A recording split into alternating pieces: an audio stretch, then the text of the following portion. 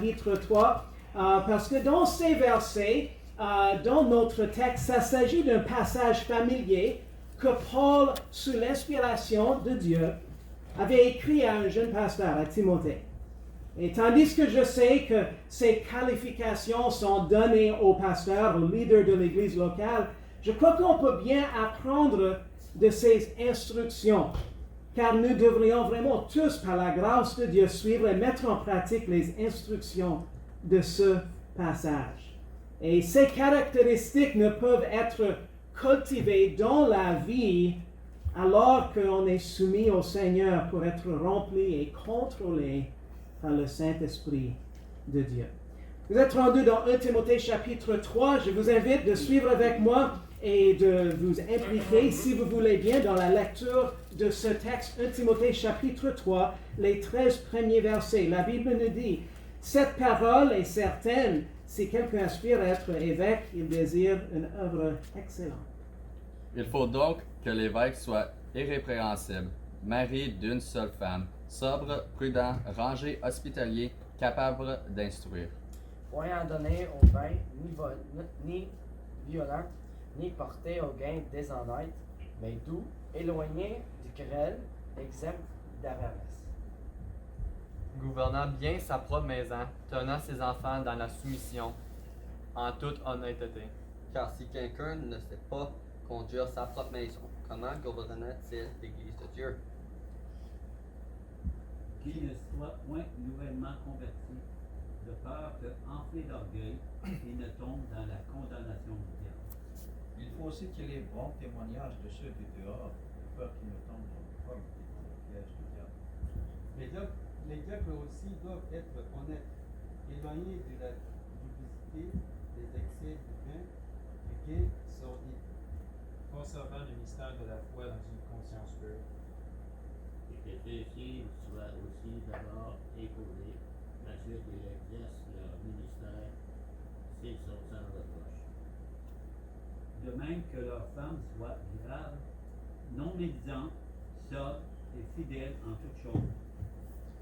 Que les diacres soient mariés d'une seule femme, gouvernant bien leurs enfants et leur propre maison.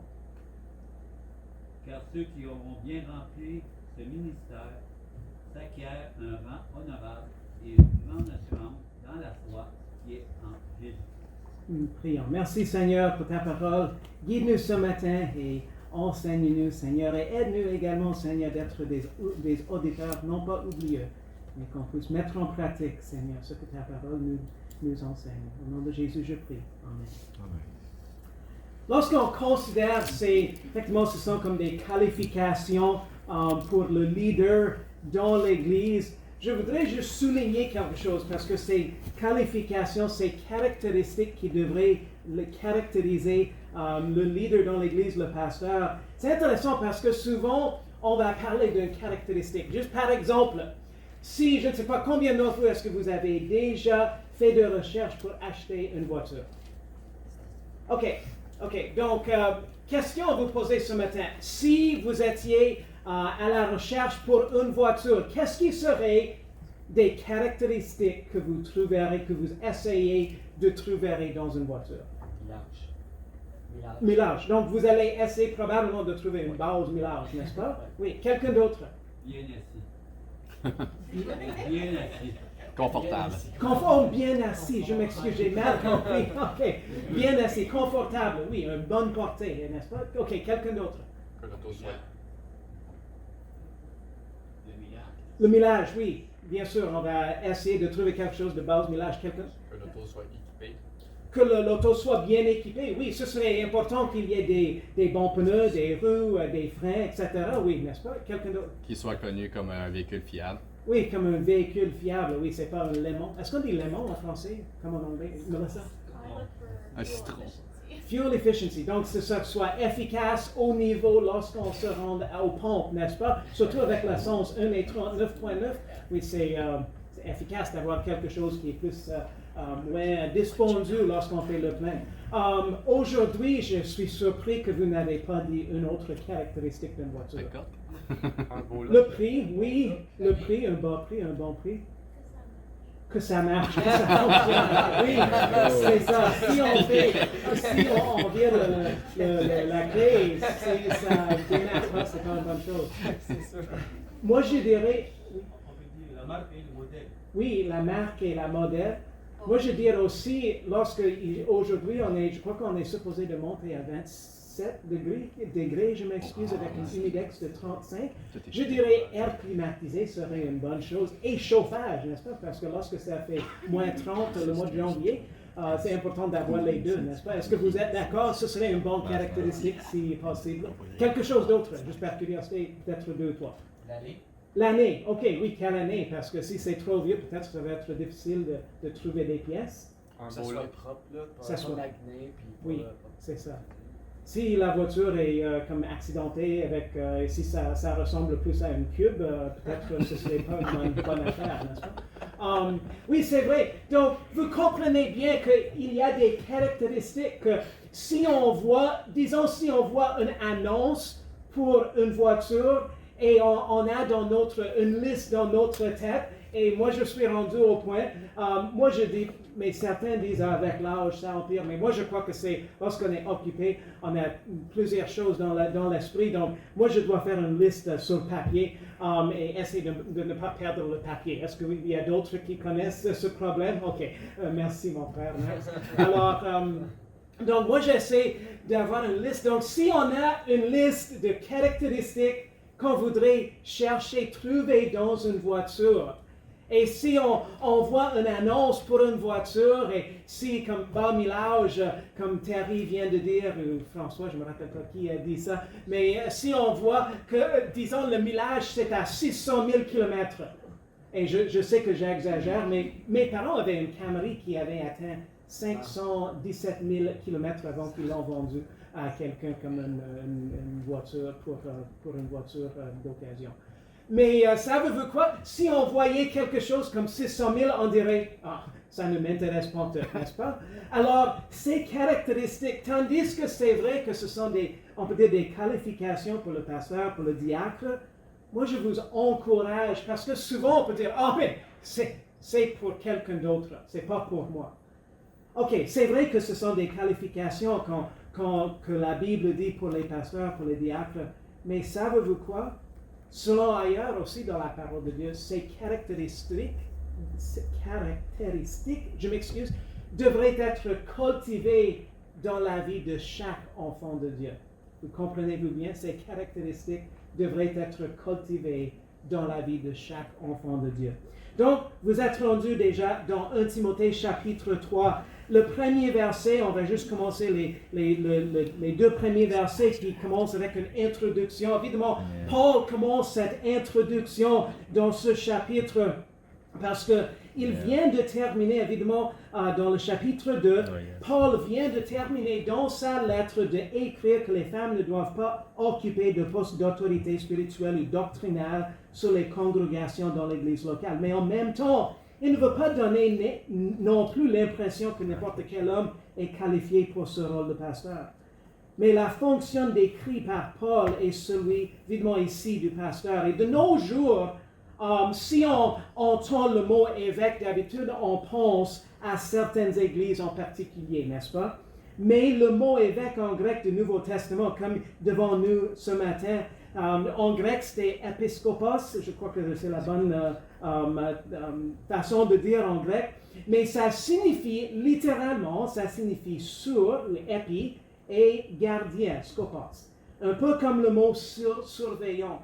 Juste par curiosité, combien d'entre vous, est-ce que vous avez déjà travaillé comme garde sécuritaire? Est-ce qu'il y a quelqu'un qui a déjà fait un petit... Ok, Nadiel, Max. Donc, dans un certain sens, quelqu'un qui est comme un garde sécuritaire, évidemment, il est dans un certain sens un genre de surveillant, n'est-ce pas? Il surveille, peut-être il a un terrain, il doit surveiller, peut-être un bâtiment comme un centre d'achat qu'il doit surveiller en tant que garde sécuritaire.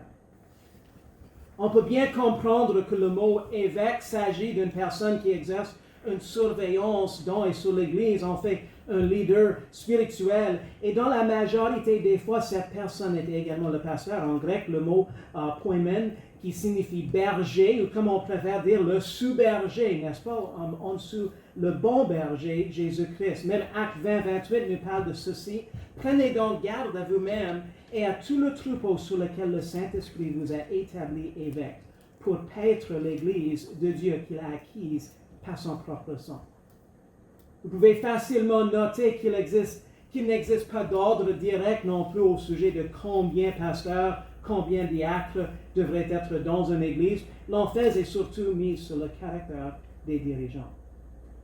Et si Paul dit à Timothée que ce travail, dans le verset 1, que ce travail comme pasteur est un travail qui est bon, noble, honorable, Paul dit en fait à Timothée de chercher à établir des hommes dans de telles positions, des hommes qui sont bons et honorables. On dit au sujet du ministère du pasteur, on dit, ce n'est pas une mince affaire que de représenter le Fils de Dieu dans une tâche aussi grande que bâtir et grandir le royaume de Dieu dans le soin des âmes que le Seigneur lui-même a acheté de son propre sang, et dans l'Église qui est l'héritage de Dieu. En fait, le leader spirituel dans l'Église n'est pas une question de titre d'honneur ou de gloire, c'est une question de travail et de combat spirituel. Un autre commentateur disait, c'est un bon travail, mais un travail difficile. Le ministère n'est pas l'occupation d'un homme oisif, mais un travail difficile, mais ayant des bénédictions éternelles. Et M. Spurgeon y a dit, à quoi sert un pasteur paresseux? Il n'est pas bon ni pour le monde, ni pour l'Église, ni pour lui-même. C'est un déshonneur pour l'œuvre la plus noble qui puisse être accordée au Fils des hommes. Lorsqu'on est rendu dans le verset 2, en fait, on a devant nous des qualifications, en fait, pour recherche, disons, si on fait les qualifications pour recherche d'une voiture, évidemment, on avait certains qui mentionnaient certaines choses. Si on voyait, juste par exemple, si on voyait une voiture qui, disons, l'âge de, je ne sais pas, 1965, je ne sais pas s'il y a toujours des voitures de 1965 qui circulent sur les routes d'aujourd'hui, mais si on voyait une voiture de 1965, juste par curiosité, est-ce qu'on dirait, oh, mais évidemment, je crois que Terry disait l'âge, ça l'intéresserait. Est-ce que c'est quelque chose qu'on dirait, oh, mais ce n'est pas une voiture si ça vient de 1965? Est-ce qu'on dirait ça? Ou si c'est une voiture avec des portes manuelles, des fenêtres manuelles, est-ce qu'on dit ça, les fenêtres manuelles? Est-ce qu'on dirait, ce n'est pas une voiture, on voudrait seulement une voiture, porte, fenêtre électrique? Non, ça ne déqualifie la voiture pas d'être une voiture, c'est juste pas selon nos caractéristiques qu'on voudrait voir, n'est-ce pas?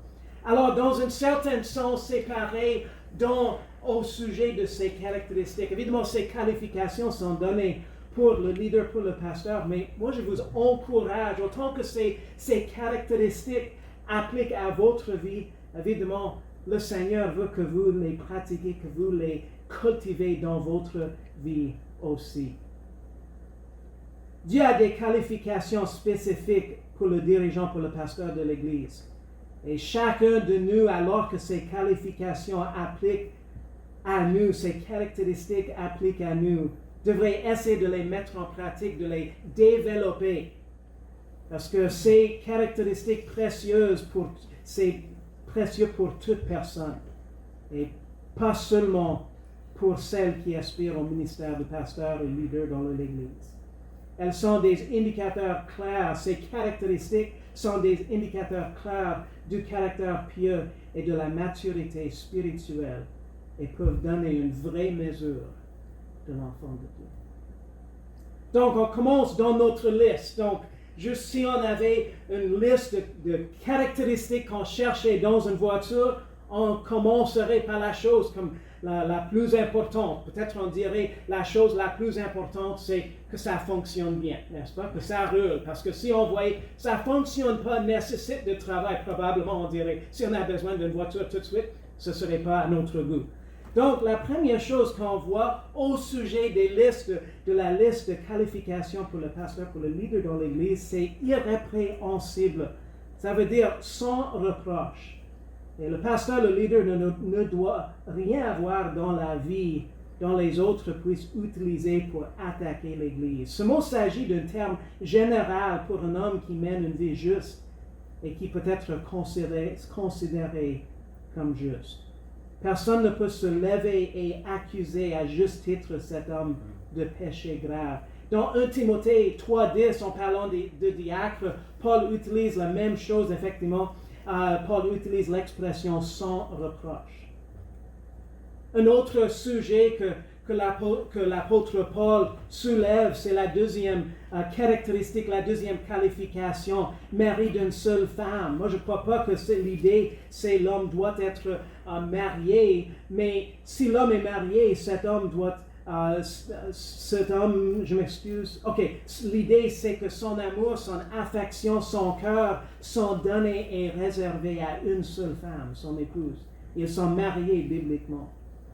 Cela signifie aussi que le pasteur, le leader biblique, n'est pas quelqu'un, je ne sais pas si ça se dit bien en français, mais en anglais on dit un flirt. Je ne sais pas si ça se dit bien en français. Est-ce que ça se traduit comme ça? Je ne sais pas si ça se traduit comme ça. Mais c'est quelqu'un qui, effectivement, qui respecte l'ordre des relations bibliques, qui, comme la Bible nous parle d'une façon de traiter les autres, traiter les vieux, comme pour les hommes, de traiter les vieux dames comme une mère, les jeunes dames comme une sœur.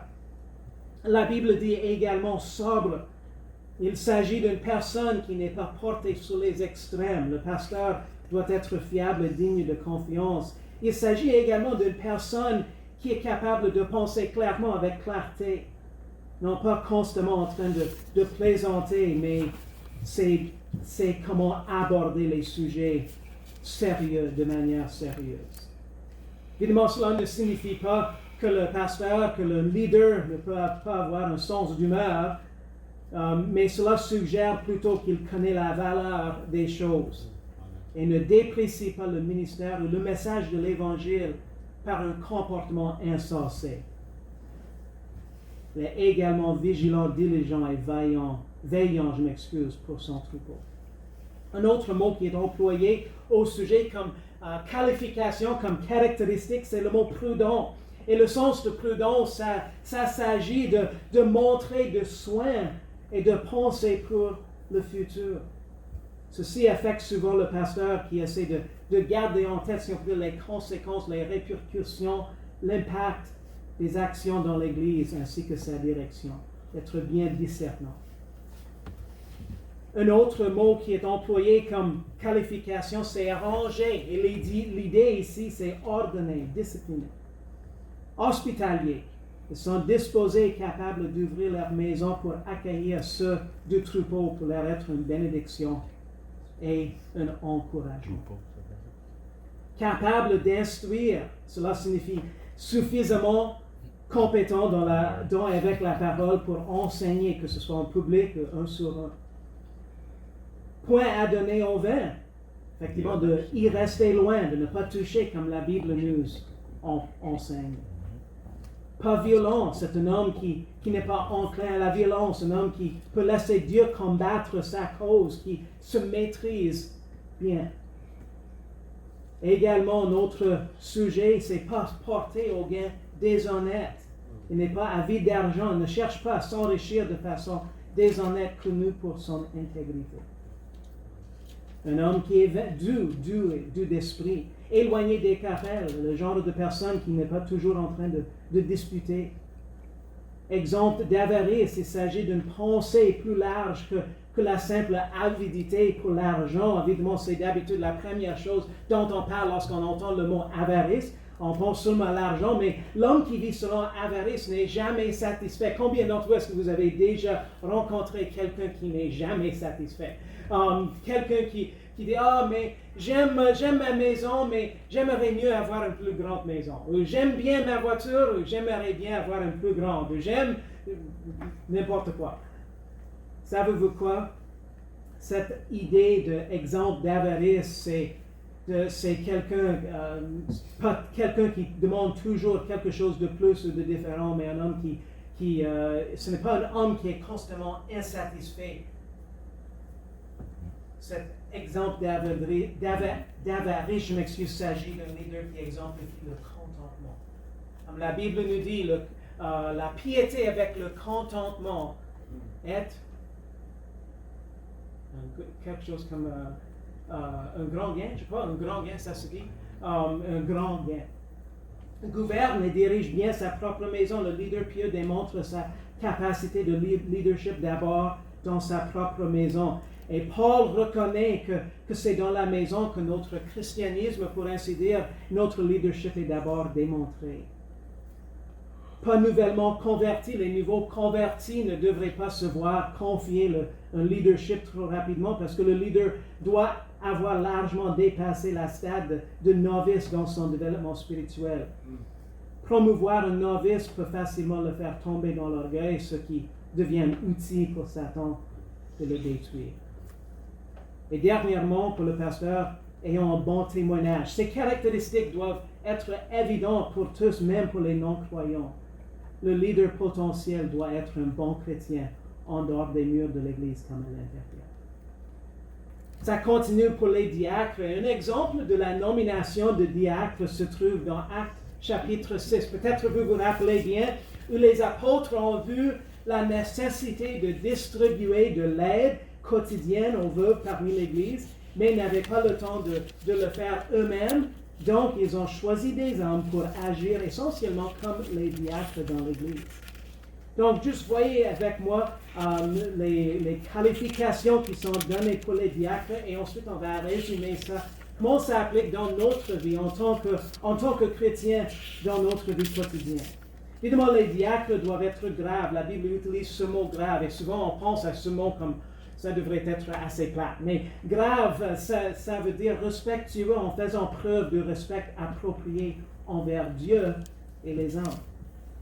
Sans duplicité, un homme qui dit la vérité sans intention de tromper. Point à donner aux excès de vin, restez loin. Encore une fois, pas porté au gain déshonnête. Il n'est pas avide d'argent comme on vient d'en discuter. Il ne cherche pas à s'enrichir de façon déshonnête, connu pour son intégrité. Aussi conserver le mystère de la foi avec une conscience pure. Qu'est-ce que ça veut dire? Ceux qui peuvent adhérer à la bonne doctrine par conviction sincère sans compromis.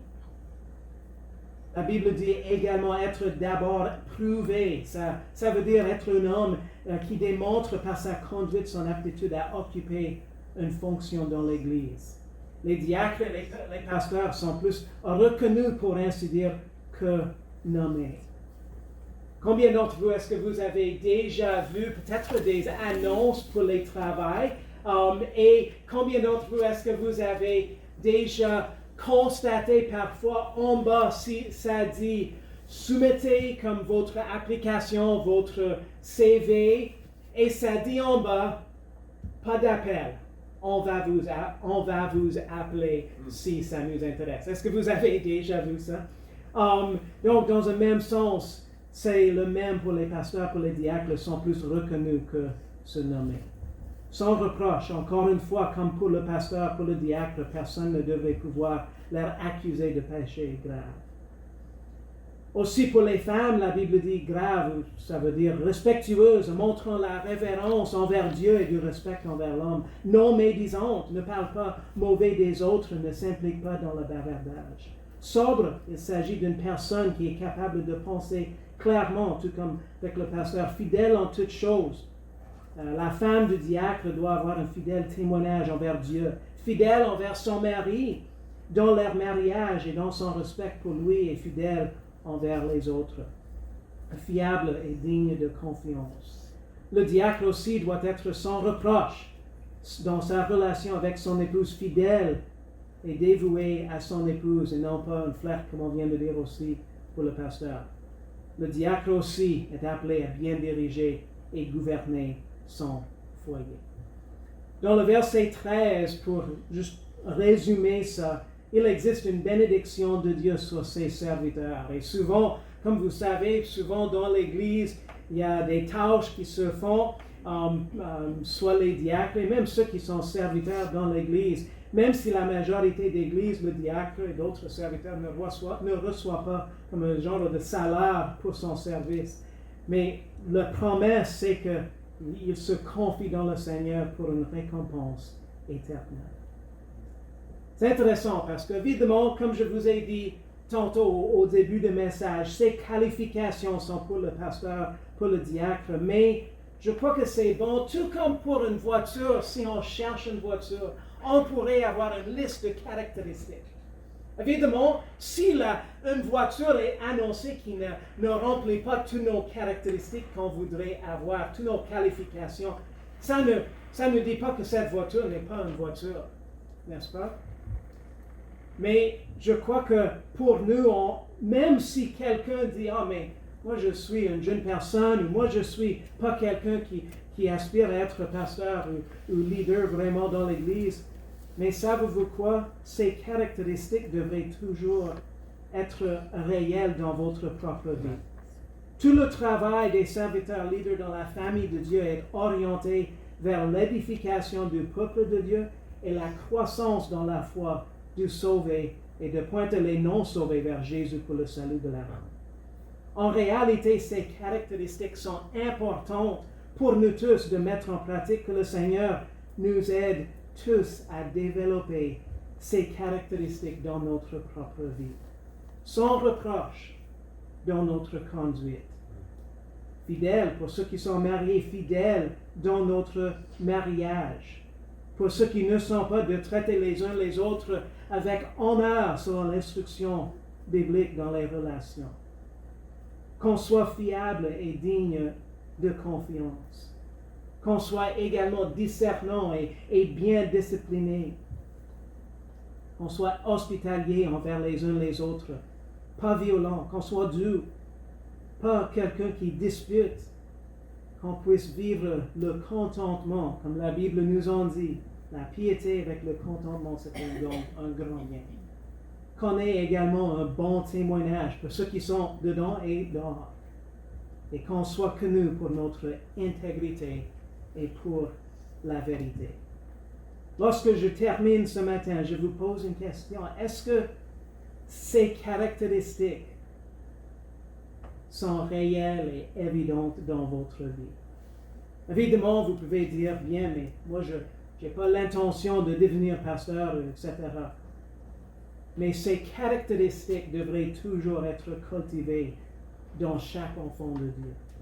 Moi, je vous encourage d'examiner ces caractéristiques et de les mettre en pratique avec l'aide du Saint-Esprit de Dieu.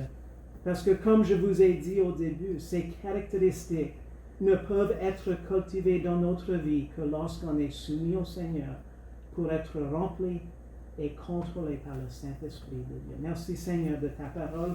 Merci de tous ceux qui sont venus.